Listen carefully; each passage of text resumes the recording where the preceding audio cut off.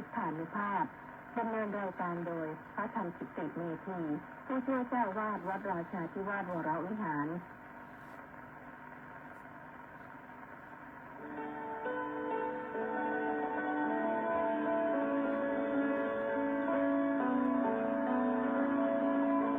ได้เวลามาฟังพุทธานุภาพเพื่อรับทราบพุทธธรรมคำสั่งสอนเสริมมงคลให้ชีวิตก่อนหลับนอนรอพักผ่อนสุขสบายกายใจเทิน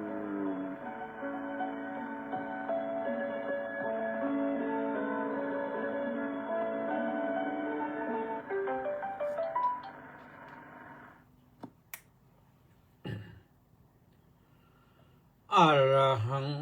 สัมมาสัมพุทโธภควาบุตถังภะคะวันตังอภิวาเทมิสวากขาโตภควตาธัมโมธัมมังนัมมัสสามิสุปฏิปันโนภควโตสาวกสังโฆสังฆังนะมามิ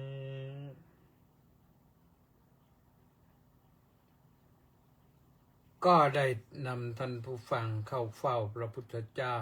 พระธรรมพระสงฆ์แล้วนะท่านกำลังรับฟังรายการพุทธานุภาพโดยพระธรรมกิติเมธีซึ่งออกกระจายเสียงออกอากาศทางสถานีวิทยุกองพลที่1รักษาพระองค์วิทยุเสียงธรรมจากชาวพุทธวิทยุ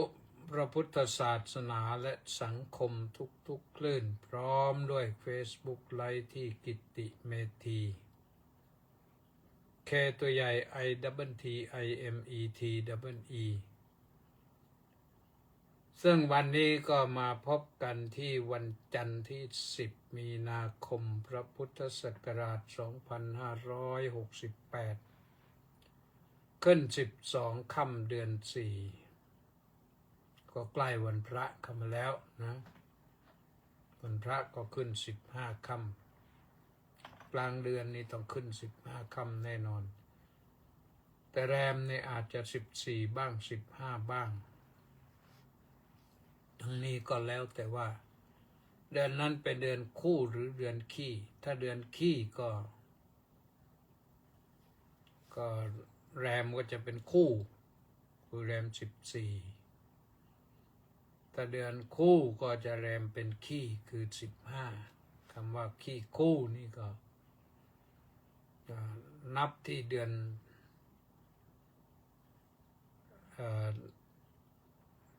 นตามสุริยคตินะ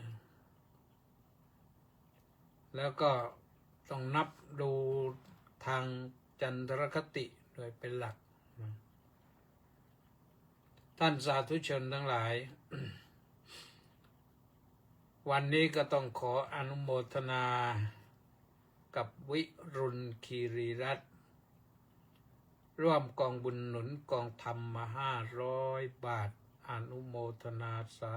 ธุนี่ทำประจำทุกเดือนนะก็มีหลายๆท่านที่ประจำทุกเดือนขออนุโมทนา และอนุโมทนากับสมศรีพร้อมด้วยเพื่อนแฟนเพจแฟนคลับอีก703 คนออนไลน์เข้ามาเตรียมพร้อมรอรับฟังอนุโมทนาสาธุนะก็สิ่งที่ต้องประชาสัมพันธ์ไว้ก็คือเรื่องสงกรานต์นะงานสงกรานต์ วัดราชาธิวาสวิหารจะจัดสงกรานต์ด้วยปีนี้ ก็จัดไปตามมีตามเกิดนะเช้า8:30ก็ทำบุญตักบาตรข้าวสารอาหารแห้งทำบุญเพื่อแบ่งปันคนอื่นด้วยพระด้วยแบ่งปันคนอื่นด้วย พอประมาณสัก9 โมงก็เคลื่อนย้ายไปที่ศาลาการประเรียนประกอบพิธีบังสุกุลทำบุญให้แก่บุพการีชนท่านจะเอารูปถ่ายไปหรือว่าเอาชื่อไปหรือว่าเอาอัฐิไปกระดูกกันนะแต่วางบนโต๊ะเจ้าหน้าที่จะได้พันสายสิญจน์รอบแล้วพระจะได้สวดมาติกาแล้วก็บังสุกุลให้เอาให้เสร็จเรียบร้อยตรงนั้นช่วงต่อไปก็จะได้เป็นเรื่องอาหารถวายเพลถวายภัตตาหารเพลแด่พระภิกษุสามเณรวัดราชาธิวาสวิหารของเราก็มีอยู่52 รูปตอนนี้ทั้งพระภิกษุทั้งสามเณร52 รูปก็เผื่อไปแม่ชีด้วยแหละแม่ชีก็ประมาณสัก20ก็เป็น72แม่ชีแล้วก็ผู้ปฏิบัติธรรมด้วยพอเสร็จแล้วก็ญาติโยมที่ไปร่วมงานก็จะได้รับประทานอาหารกันด้วยยอมรับประทานอาหารเสร็จแล้วก็จะได้ส่งน้ำพระพุทธปฏิมากันส่งน้ำพระพุทธปฏิมานี่ก็แล้วก็ส่งน้ำพระสงฆ์ส่งน้ำผู้ใหญ่ผู้สูงวัยผู้สมควรแก่การได้รับการแสดงออกซึ่งความรักความเคารพนับถือกันแล้วก็ที่จริงแล้วภาคบ่ายนี่หรือภาคเช้าทั้งบ่ายแล้วเนี่ยเราเปิดพระอุโบสถให้ญาติโยมเข้าไปศึกษาไปกราบไปไหว้ในพระอุโบสถด้วยก็ดีเนี่ยก็จะคุยกันคิดว่าคงทำได้นะท่านพระครูสุนทรท่านธรรมพิทักษ์นะเจ้าหน้าที่ดูแลพระอุโบสถภาคบ่ายท่านคงไป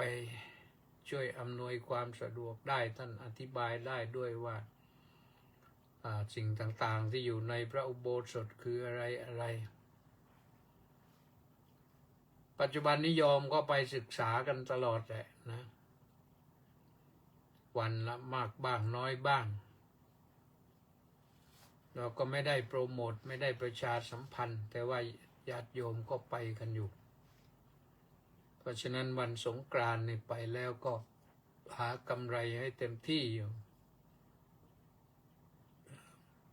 โดยเฉพาะในพระอุโบสถนี่มีสิ่งดีพิเศษอัศจรรย์ที่ไม่มีที่อื่นเหมือนคือภาพจิตรกรรมฝาผนังเรื่องมหาชาติหรือเวสสันดรชาดกท่านไปฟังที่นั่นแล้วเหมือนกับได้ฟังเทศมหาชาติครบ13 กันเลยท่านพระครูท่านก็ชี้แจงได้เรียบร้อยนะอาตมาภาพเองก็ได้แต่ว่าให้คนที่เขาอยู่ประจำดูแลแล้วก็ทำหน้าที่นะมีครบ13 กันอันนี้ก็วันที่13 เมษายนนะวันอื่นก็ทำวันเดียวท่านไปวัดราชาธิวาสวิหารอาจจะได้ชมมโนราฟรีนะมโนราคณะศูนย์ศึกษาพระพุทธศาสนาวันอาทิตย์ของวัดราชาธิวาสวิหาร โดยมีท่านพระครูสมใจ เรียกพระครูสมใจในคนรู้จักกันทั่วพระครูสัญญาบัตรของท่านเพื่อนไม่ค่อยรู้จักท่านเป็นผู้กำกับดูแลเรียกว่าเป็นเจ้าของกิจการมโนราแต่ว่าโรงเรียนวันอาทิตย์ก็อยู่ที่วัดแหละท่านอาจารย์เจ้าคุณพระเทพวิสุทธิยานเป็นเลขานุการเป็นเลขาธิการอยู่ศูนย์พิทักษ์ศูนย์ศึกษาพระพุทธศาสนาวันอาทิตย์เนี่ยพระครูสมใจนั้นท่านชื่อว่าพระครูวิสารธรรมโรสเรียกยากหน่อยวิสารธรรมโรสเขียนก็ยากนะวิสาระธรรมโรจนะไม่มีนะด้วยโรดตัวเดียวด้วยรุ่งโรจน์นะธรรมโรจน์มีธรรมมันรุ่งโรจน์นะก็ไปชมอยู่ไปชมมโนรารำให้เต้นให้ดูฟ้อนให้ดูก็เป็นศิลปะที่เขาได้รับการขึ้นทะเบียนเป็นมรดกโลกแล้วเขาเรียกอะไรนะแต่ว่าขึ้นทะเบียนเป็นมรดกโลกแล้วแน่นอนมโนราเนี่ยเอาแหละวันนี้ก็ไปได้รับนิมนต์จากรองอธิบดีกรมการศาสนาทีทัศน์ไปปฐมนิเทศไปเป็นประธานปฐมนิเทศคณะพระสงฆ์และญาติโยมข้าราชการกรมการศาสนากระทรวงวัฒนธรรมจะเดินทางไปนมัสการสังเวชนียสถานพรุ่งนี้ออกเดินทางวันนี้เขาก็เลยมีปฐมนิเทศกันแล้วก็นิมนต์พระธรรมกิติเมธีไปเป็นประธานก็นำบูชาพระรัตนตรัยจุดธูปเทียนบูชาพระรัตนตรัยเสร็จแล้วก็ฟังคำกล่าวรายงานว่าอะไรบ้างแล้วก็อ่านคำปรารภงานแล้วต่อด้วยบรรยายพิเศษใช้เวลาชั่วโมงหนึ่งก็เสร็จเรียบร้อยก็พระก็ไปนั่งกันพร้อมหน้าญาติโยมก็ไปฟังกันพร้อมหน้าก็น่าอนุโมทนาที่กรมการศาสนากระทรวงวัฒนธรรมก็จัดให้พระได้ไปศึกษาได้ไปนมัสการสังเวชนียสถานก็ไปบอกกล่าวเล่าเรื่องไปควรทำอย่างไรบ้างอะไรต่างๆควรจะเตรียมพร้อมอย่างไรไปอย่างไรตั้งใจไปอย่างไรไปศึกษาอะไรเพื่อให้ได้อะไรมาก็มีพระเถระไปนั่งอยู่หลายรูปเหมือนกันนะ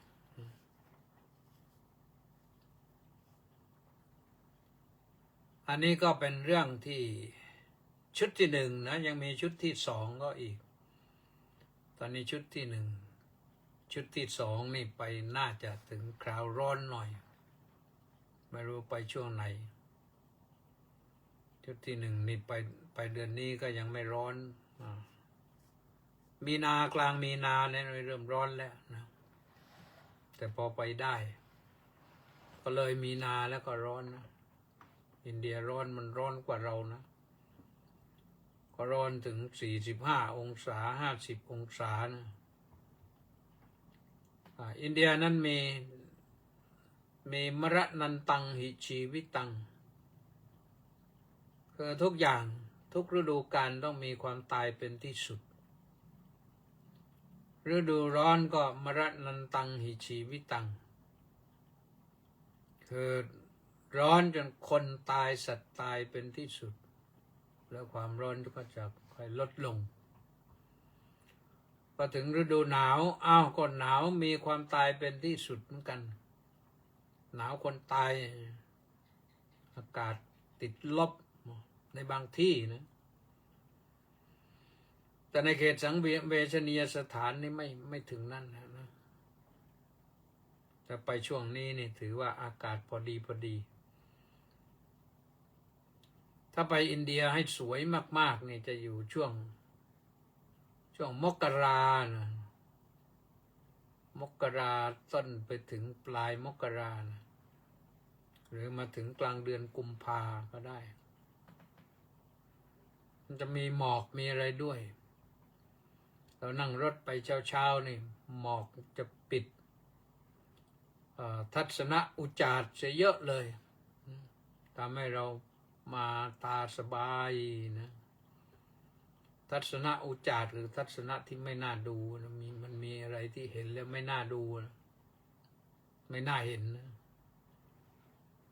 แต่ก็เห็นนะมันต้องเห็นเพราะเราไปศึกษาไปนมัสการสังเวชนียสถานด้วยก็บอกกล่าวท่านไปนะในที่สุดก็จบลงด้วยกันอนุโมทนาสาธุการอำนวยพรเปิดปฐมนิเทศเสร็จแล้วก็ลงกลับบ่าย2 โมงก็ออกกลับโน่นท่านไปจัดไปชั้น4ชั้น5นู่นถามว่าจัดที่ไหนจัดที่วัดดอนยานนาวาวัดดอนยานนาวาคือวัดอะไรวัดบรมสถนวัดนี้อดีตหลวงพ่อพระพรหมโมลีวิราชเป็นผู้จำพรรษาเป็นเจ้าอาวาสอยู่แต่รู้สึกว่าท่านไปมรณภาพที่ไม่แน่ใจว่าพม่าหรืออินเดียท่านมีผลงานที่ชั้นเยี่ยมก็คือเรื่องกรรมทีปณีได้รับรางวัลยอดเยี่ยมจากธนาคารกรุงเทพกรรมทีปณีเล่มหนานะ2 เล่มด้วยเล่มหนึ่งก็ประมาณสัก500 หน้าเป็นพิมพ์ A4 นะก็ละเอียดยิบแหละนะเรื่องต่างๆนะเสร็จจากนั้นกลับมาถึงวัดถ่ายน้ำในกระเพาะปัสสาวะออกไปต่อไปประชุมงานของสมาคมผู้ทำคุณประโยชน์เพื่อพระพุทธศาสนาที่หมู่บ้านชินเขตที่บ้านธงชัยบ้านพลเอกธงชัยเกื้อสกุลนี่ก็ขึ้นไปอยู่บนชั้น3อีกไปถึงก็ประชุมไปเกือบเสร็จแล้วแหละแต่ว่าไปให้เห็นหน้าว่าในฐานะที่เป็นที่ปรึกษาเขาอยู่ได้รับคำนิมนต์นะที่จริงได้ปฏิเสธไปแล้วว่าคงไปไม่ทันแต่พอเสร็จจากนอนทันก็เอาไปอีกกลับมาถึงวัดก็เลยเพลียเลย2 งานประชุมงานแรกนี่ไปเขาประชุมเราไปพูดให้เขาฟังงานที่2นี่ก็ไปนั่งฟังเขาพูดแล้วเราก็พูดบ้างนะก็เป็นอันว่าหมดเวลาไปวันนี้ไม่ได้เข้าโบสถ์ทำวัดสวดมนต์เย็นขาดงานประจำก็ผ่านไปแล้วนะพรุ่งนี้ก็ว่ากันใหม่อาลาท่านสาธุชนทั้งหลายวันนี้ก็มาพูดถึงเรื่องอานาปานสติต่อเป็นตอนที่3นะตอนที่3นี่โยมฟังบาลีก่อนนะให้จะเกิดเป็นบุญหูบุญตานะตอนที่3มีว่าอิติอัจฉตังวากายเยกายานุปัสสีวิหรติบหิทธาวากายเยกายานุปัสสีวิหรติอัจฉตบหิทธาวากายเยกายานุปัสสีวิหรติ สมุทัยธรรมานุปัสสิวากายัสมิงวิหรติวยธรรมานุปัสสิวากายัสมิงวิหรติสมุทัยวยธรรมานุปัสสิวากายัสมิงวิหรติอัตถิกายโยติวาปนัสสะสติปัจจุปัฏฐิตาโหติยาวเดวญาณมัตตายะปฏิสติมัตตายะอนิสิโตจะวิหรตินัจจกินจิโลเกอุปาดิยติเอวังโคเอวัมปิภิกขเวมาภิกขุกายเยกายานุปัสสิวิหรตินี่แหละนะนี่ก็คือจบอานาปานสติบัพพะพระบาลีนะแต่ยังไม่ได้พูดภาษาไทยก็คำแปลรักษาศัพท์รูปศัพท์นะว่า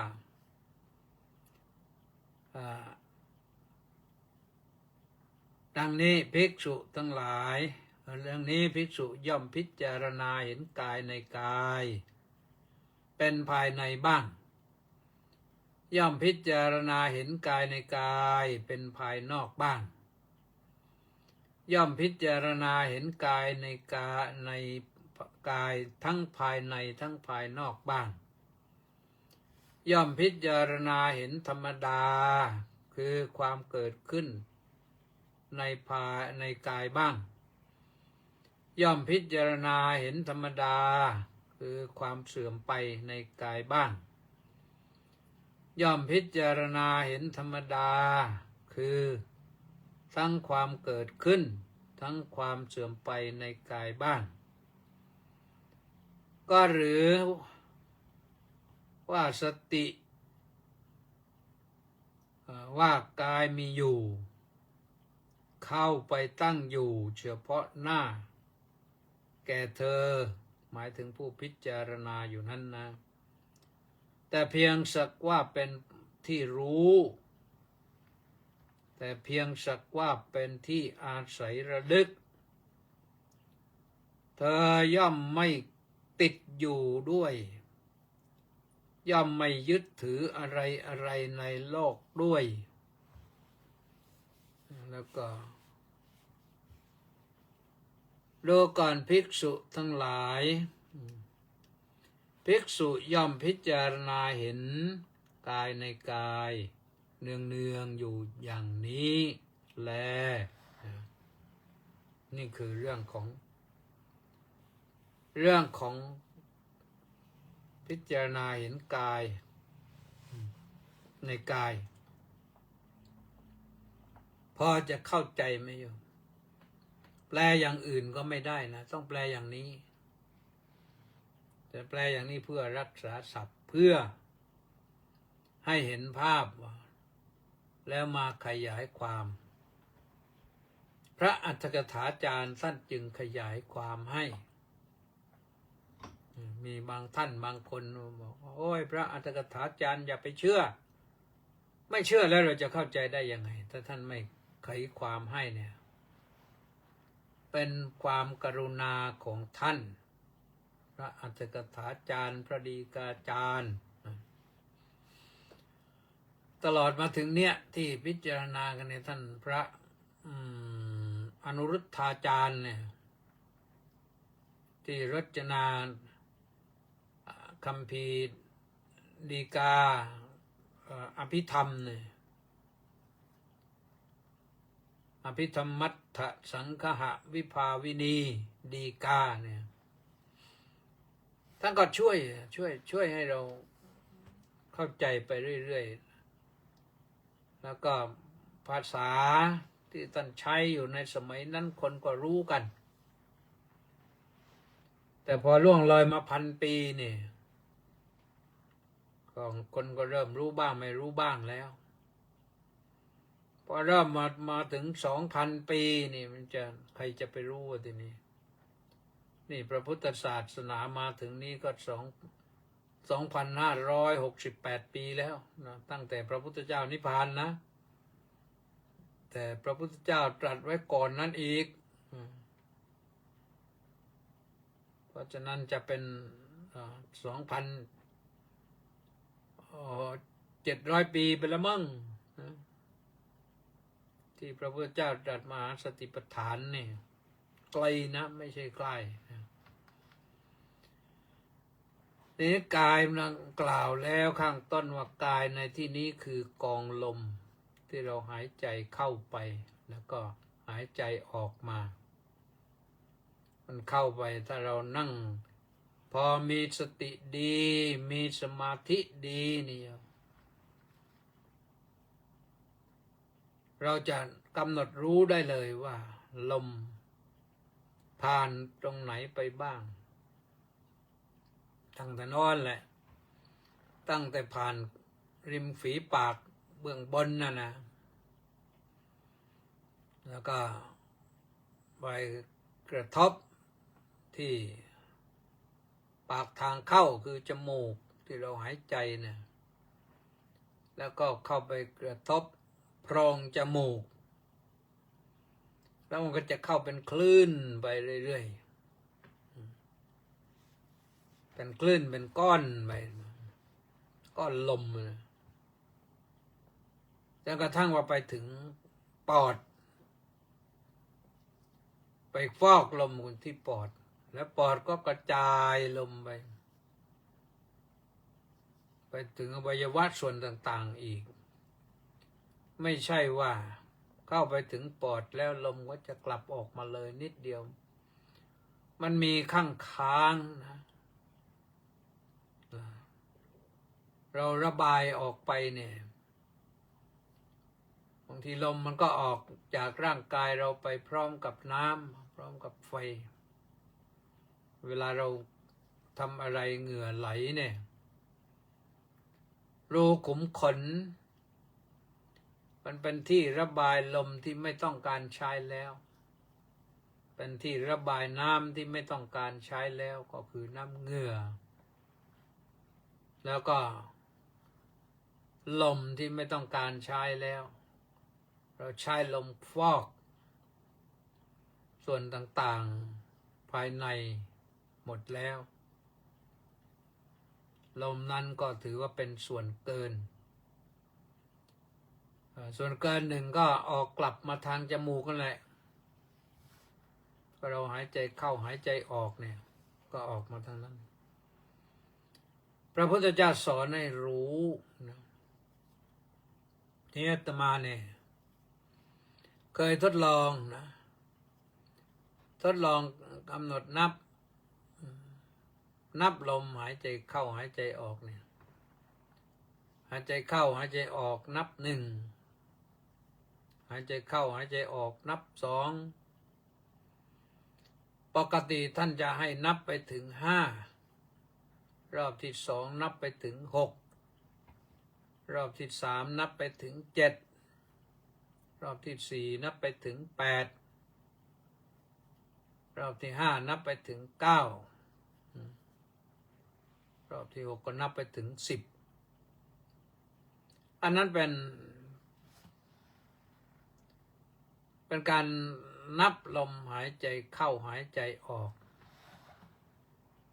แต่ก็ต้องตั้งต้นหนึ่งทุกครั้งไปนะ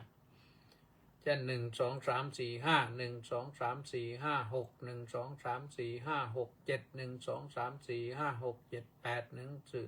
1 2 3 4 5 6 7 8 9 1 2 3 4 5 6 7 8 9 10แล้วเราก็นับไปถึง10อีก1 2 3 4 5 6 7 8 9 10 1 2 3 4 5 6 7 8 9 1 2 3 4 5 6 7 8 1 2 3 4 5 6 7 1 2 3 4 5 6 1 2 3 4 5เอามาแค่นั้นแล้วก็นับต่อไปอีกขึ้นไปอีกอันนั้นที่ท่านแนะนำกันมาเพื่อให้เราตั้งสติเหมือนที่บอกไว้ตอนต้นนะสโตจะสัมปชานโนเนี่ยมีสติมีสัมปชัญญะนับอย่าให้ผิดพลาดคลาดเคลื่อนแต่ถึงแม้จะผิดพลาดก็ไม่ต้องโมโหโกรธาอะไรแล้วก็ต้องนับหนึ่งใหม่ก็ได้นับอยู่อย่างนั้นแหละนับไปนับมา นับไปถึง10แล้วก็นับถอยหลัง1 2 3 4 5 6 7 8 9 10 1 2 3 4 5 6 7 8 9 1 2 3 4 5 6 7 8แต่ไม่ใช่นับเร็วอย่างนี้นะโยมนับตามลมที่หายใจเช่นหายใจเข้าหายใจออก1หายใจเข้าหายใจออก2หายใจเข้าหายใจออก3ไปอย่างนั้นนะให้พร้อมกับลมลมกับเลขมันต้องสัมพันธ์กันต้องไปด้วยกันไม่ใช่เรานับวื้อไม่รู้หายใจไม่หายใจอย่างนั้นก็ไม่ใช่ต้องการให้ท่านต้องการให้มีสตินับอย่างมีสติอันนั้นก็อย่างหนึ่งแต่อาตมาภาพเองเคยทดลองแล้วก็จำไว้ส่วนตัวเรานับว่า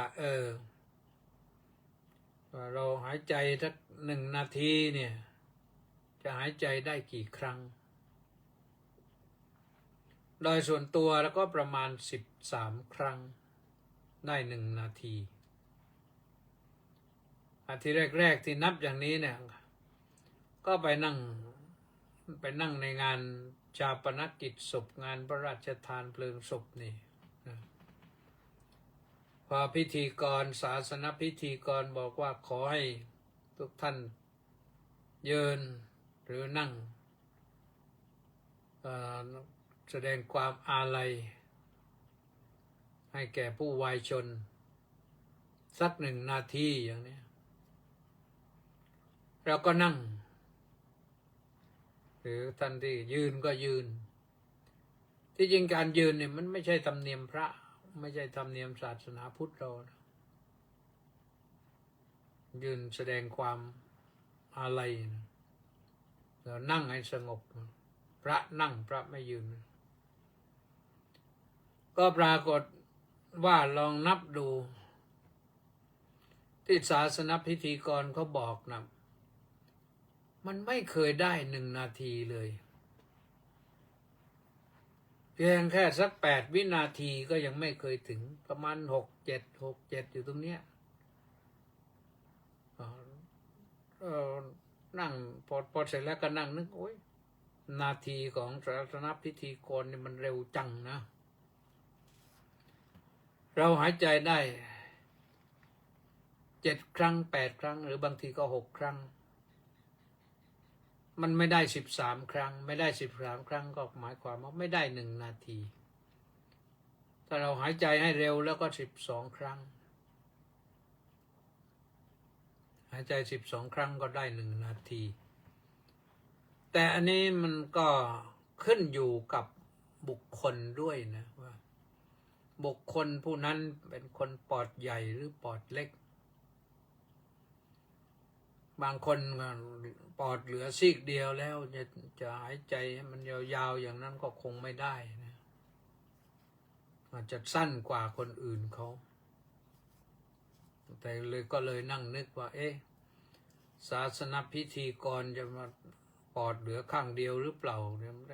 เห็นแสดงความอะไร1 นาทีมันเร็วนักอันนี้ก็นึกเอาเองแต่ไม่ได้ถือโทษโกรธแค้นอะไรหรอกแต่ทำให้เรารู้ว่านี่มันเป็นอย่างนี้นะแต่นี้ก็หลอกกันไปหมดนะไม่รู้อะไรต่ออะไรเอาก็กลับมาที่ว่าพิจารณาเห็นกายในกายเป็นภายในบ้างก็ลมกองลมที่เข้าไปภายในนั่นแหละนะไปถึงในเราอาจจะนั่งกำหนดรู้ไปถึงลมไปถึงปอดแล้วมาถึงสะดือมันก็จะไปแค่นั้นแหละ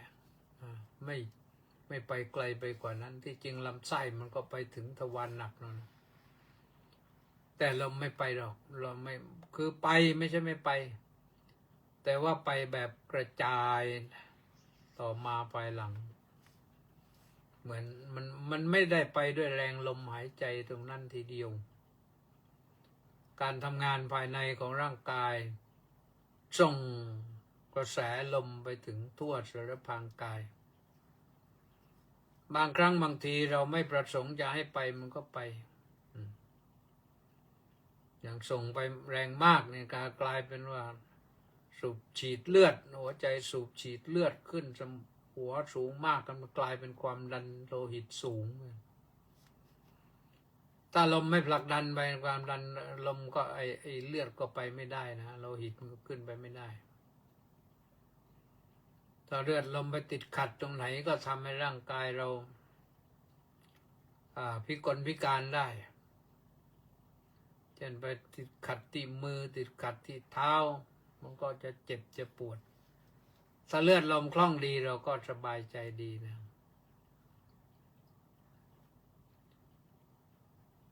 เห็นกายในกายบ้างย่อมพิจารณาเห็นกายในกายเป็นภายนอกบ้างคือออกมาแล้วก็มาถึงจมูกมาถึงฝีปากนะเขาก็ออกไปไม่ต้องตามไปที่ออกภายนอกไม่ต้องตามไปเราผู้เจริญอานาปานสตินี่ไปส่งแล้วไปส่งถึงประตูบ้านแล้วปล่อยเขาไปต้อนรับลมใหม่กองลมใหม่ที่จะเข้าไปภายในแต่ทีนี้พอเข้าไปภายในนี่ทำอะไรล่ะก็ต้องพิจารณาเห็นนะพิจารณาเห็นธรรมดาคือความเกิดขึ้นในกายบ้างพิจารณาเห็นธรรมดาคือความเสื่อมไปในกายบ้างก็เช่นกันนะการที่สิ่งเหล่านี้มันเกิดขึ้นปรากฏขึ้นเข้าไปในกายเรามันก็เป็นความเกิดแล้วมันก็พอออกมามันก็เป็นความดับนั่นก็เป็นเรื่องที่ลมแต่ส่วนนี้นี่ถ้าเราพิจารณาไปถึงสิ่งที่เนื่องด้วยลมหายใจเข้าหายใจออกคือร่างกายทั้งปวงในภายในภายนอกเนี่ยมันก็ยอมได้แต่ที่เราหายใจเข้าหายใจออกอยู่ได้ก็เพราะทำให้ร่างกายนี้มันอยู่ได้ก็เรียกว่าธรรมดาเกิดขึ้นมันเกิดขึ้นตลอดนะทั้งกายเราเนี่ยมันมีความเกิดขึ้นอยู่ทุกวินาทีกระดูกก็เกิดขึ้นเนื้อก็เกิดขึ้นหนังก็เกิดขึ้นเหงื่อก็เกิดขึ้นเลือดก็เกิดขึ้นผมก็เกิดขึ้นงอกก็เกิดขึ้นขนก็เกิดขึ้นมันเกิดขึ้นนะเกิดขึ้นแล้วมันก็หล่นหรือไม่งั้นก็ยาวเกินเราก็ตัดทิ้งไม่ต้องการก็ตัดทิ้งนะเพราะฉะนั้นก็ดูนะดูว่าถ้าเราอยากจะประสบพบกับสิ่งนี้นะคือให้เกิดความสุขขึ้นมาความสงบขึ้นมาตัวสติเป็นตัวสำคัญสติพิจารณาแล้วมันก็เกิดสมาธิจิตนิ่งอยู่กับตรงนี้พอจิตนิ่งตรงนี้แหละมันทำให้เกิดวิปัสสนาอยู่เห็นเนี่ยพอมาถึงเห็นธรรมดาเนี่ยความเกิดขึ้นเป็นธรรมดาความดับลงเป็นธรรมดาเนี่ยความเสื่อมเนี่ยเสื่อมก็คือดับเสื่อมจากสิ่งหนึ่งไปเป็นสิ่งหนึ่งพิจารณาเห็นทั้งความเกิดขึ้นทั้งความดับลงเป็นธรรมดา ทั้งเกิดทั้งเกิดขึ้นทั้งเสื่อมลง ในกายเนี่ยนะในกายในกองลมนั่นแหละแล้วก็ในกายทั้งปวงเนี่ยเมื่อเราได้สติได้สมาธิดีแล้วนี่เราสามารถที่จะสำรวจตรวจสอบได้ต่อไปทันท้ายเนี่ยทรงแสดงว่าก็หรือสติว่ากายมีอยู่คือให้มีสตินะกายมีอยู่เข้าไปตั้งอยู่เฉพาะหน้าแก่เธอนั้นแต่เพียงสักว่าเป็นที่รู้แต่เพียงสักว่าเป็นที่อาศัยระลึกเธอย่อมไม่ติดอยู่ด้วยไม่ยึดถืออะไรในโลกด้วยนี่เป็นลักษณะอย่างนี้นะปล่อยวางไม่ยึดถือก็ปล่อยวางภิกษุทั้งหลายภิกษุย่อมพิจารณาเห็นกายในกายเนืองๆอย่างนี้นี่ว่าพิจารณาเห็นกายในกายนะไม่ได้ไปอื่นนี่ว่าเฉพาะเรื่องกายซึ่งพรุ่งนี้ก็จะผ่านกายานุปัสสนาวันนี้กายานุปัสสนานี่เป็นเรื่องของอานาปานบัพพะคือตอนวาดด้วยเรื่องการหายใจก็ลองทำดูฟังอย่างเดียวรู้อย่างเดียวนี่มันไม่เกิดผลนะแต่เมื่อรู้แล้วก็ลองพิจารณาดูไม่ต้องไปพิจารณาพิสดารมากนักรู้ชะนี้แล้วก็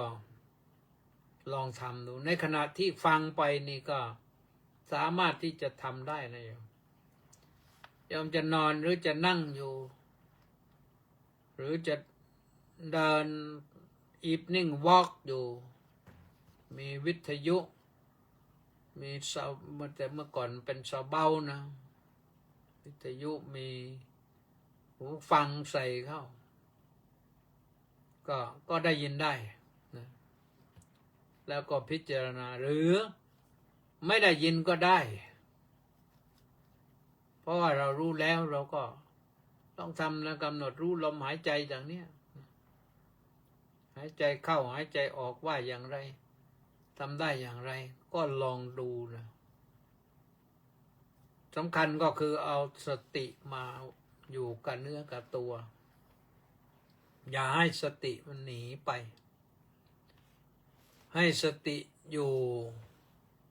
ตลอดเวลาแต่ตัวสตินี้ก็มันเนื่องจากว่าจิตเรายังไม่นิ่งไงโยมเพราะจิตเราไม่นิ่งเนี่ยมันเผลอได้พอจิตเผลอปั๊บสติก็หลุดนึกขึ้นได้เราต้องเรียกกลับมาใหม่ต้องเรียกกลับมาใหม่เรียกจิตเรียกสติมาใหม่เพราะฉะนั้นใครมีประสบการณ์อะไรก็มักจะไปที่นั้นสบายๆนะก็ไปเรื่อยๆอานาปานสติทำได้แล้วมีผลมีอานิสงส์มากจะเกิดอานิสงส์มากมายถ้าทำได้เต็มที่นี่พระพุทธเจ้าประกันคุณภาพไว้ให้นะคนที่ทำจริงพร้อมด้วยมีบุญวาสนาเนี่ย7 วันได้เห็นผลเห็นธรรมถ้าบุญน้อยหน่อยก็เอาเป็น7 เดือนบุญน้อยหน่อยก็เอาเป็นไม่เกิน7 ปีต้องได้ผลเนี่ยเราทำอยู่7 ปีนี่ทายมหาสติปัฏฐานพระพุทธองค์ตรัสบอกไว้อย่างนั้นแต่ที่สำคัญก็คือการอานาปานสตินี่พระพุทธองค์ทรงใช้ แล้วก็ได้ผลยิ่งใหญ่ คือนำไปสู่การค้นพบทางพ้นทุกข์ประสบความสำเร็จในการค้นคว้าวิจัยในการแสวงหาโมกขธรรมประสบความสำเร็จตรงนั้นนะเพราะฉะนั้นญาติโยมสาธุชนทั้งหลายลองนะลองวันนี้ก็ยังไม่ได้อ่านรายชื่อก็ฝากไว้ตอนนี้โยมแล้วเดี๋ยวจะได้ไปอ่านรายชื่อมีใครบ้างนวนมากันไกลแล้วนู่นต้องอ่านให้ทันจะทันหรือเปล่าทันวันนี้ท่านแรกมาก็คือมณีแสงจันทร์มางานนะมณีแสงจันทร์มาจากอินเดียโน่นน้อมกราบนมัสการสาธุสาธุสาธุเจ้าข้าโอ้ยอนุโมทนาสาธุแล้วก็ต่อด้วยสมศรีลักษณะวิราชสาธุยุ้ยจารุชาสาธุยุทธศักดิ์ชูสงสาธุบอกว่าน้องกราบถวายความเคารพอาจารย์เจ้าคุณด้วยความเคารพครับสาธุสาธุนะสมศรีก็บอกว่าน้อมกราบนมัสการสาธุสาธุสาธุเจ้าข้ายุ้ยก็มา2-3 รอบแต่ไม่พูดอะไรเลยสุขุมวงศ์นี่ก็มาไกลนะเวอร์จิเนียสหรัฐอเมริกาน้อมกราบนมัสการพระเดชพระคุณเป็นอย่างสูงครับผมสาธุสุขสบายดีนะอยู่ให้สุขุมแล้วกันนะธนวัฒน์ศรีสิริวัฒน์ท่านผู้ช่วยศาสตราจารย์ด็อกเตอร์บอกว่าสาธุน้อมกราบนมัสการครับสาธุไม่จิ้มเอาแรงไปแล้วก็มีใครอีกวรวุฒิแก้วแกมพุทธกราบนมัสการพระเดชพระคุณอาจารย์ขอรับจากศิษย์ลูกศิษย์วัดบางแก้วพดุงธรรมขอรับโอ้มาจากโน่นพัทลุงนะพัทลุงวัดบางแก้วพดุงธรรมนี่พัทลุงเมื่อก่อนก็ท่านพระครูอดิศัยศรีละวัดน่าเคารพนับถือมากท่านมรณภาพไปแล้วนะโอ้ยุ้ยมาแข่งกับสมศรีในวันนี้เนี่ยแป้นันทิการบอกว่าน้อมกราบนมัสการสาธุสาธุสาธุเจ้าข้าสาธุเนี่ยเพิ่งวันก่อนทำบุญมาทำบุญให้น้าพอมาวันนี้บอกว่าน้าเสียไปแล้วจัดการเรียบร้อยแล้วโอ้ก็ขอให้คุณน้าได้ไปสู่สวงสวรรค์สุขสบายนะกดน้ำให้ไปด้วยนะสุพรรณีวันดีสาธุสาธุสาธุมอจิกวีกราบนมัสการเจ้าค่ะสาธุแก้วใจปิญญาธนบัตรกราบนมัสการเจ้าค่ะท่านเจ้าคุณอาจารย์สาธุวรนันท์ขาวสีกราบนมัสการเจ้าค่ะสาธุเอาอีกแล้วใช้นิ้วดีกว่าวรนันท์แล้วนะสมศรียุยเยอะแยะเลยพระครูโสพลธรรมประดิษฐ์วัดควรอุโบสถถวายความเคารพพระอาจารย์เอานี่วันนี้ไปนั่งอยู่ที่โน้นด้วยหรือเปล่าไม่รู้นะนี่เป็นด็อกเตอร์นะเนี่ยด็อกเตอร์ไปเสกให้มาจบด็อกเตอร์ราชภัฏนครศรีธรรมราชเมื่อวานนี้ท่านก็มาพบอยู่ทองใสราชโคตรน้อมกราบนมัสการหลวงพ่อเจ้าคุณขอรับสาธุสาธุสาธุสาธุ แล้วก็สริดพงษ์แทสะบำรุงนี่ก็ผู้อุปถัมภ์หลักเหมือนกันทุกเดือนละ 1,000 บาทสาธุสาธุสาธุพรศรีลักษณะวิราชน้องกราบนมัสการสาธุจักพาอ้าวน้องสาวหลายคนนะลักษณะวิราชนี่ฟังธรรมฟังกันเยอะๆบอกกันไปเยอะๆนะแชร์ไปให้กันเยอะๆก็แล้วกันญาติโกโหติกาเคยฟังธรรมเป็นเคยยังไม่เป็นก็ให้หัดฟังธรรมบ้างนะต้าสิทธิมงคลนมัสการสาธุครับอ้าวสาธุสุรชัยประพันธ์ขอถวายความเคารพอย่างสูงครับพระครูสุทธิชัยสารวัดโพธิเกษตรอำเภอสวีจังหวัดชุมพรนี่ก็มาเข้าคอร์สอบรมพระสังฆาธิการมาที่ราชบุรีนั่นเพิ่งจบผ่านไปนี่นอกนั้นก็มีสมศรีมาเป็นแถวมาเลยไม่รู้เครื่องมันยังไงนะมัคโคนาโมเมบอกว่ากราบนมัสการสาธุสัญญาณเสียงจากลิงก์ของสถานี AM 130 กิโลเฮิรตซ์และเฟซไลท์ชัดเจนดีเจ้าค่ะสาธุแล้วก็ประพัฒสอนสมพัฒน์กราบนมัสการค่ะท่านพระอาจารย์อันนี้ก็ลูกศิษย์เป็นใหญ่เป็นโตในCPนั่น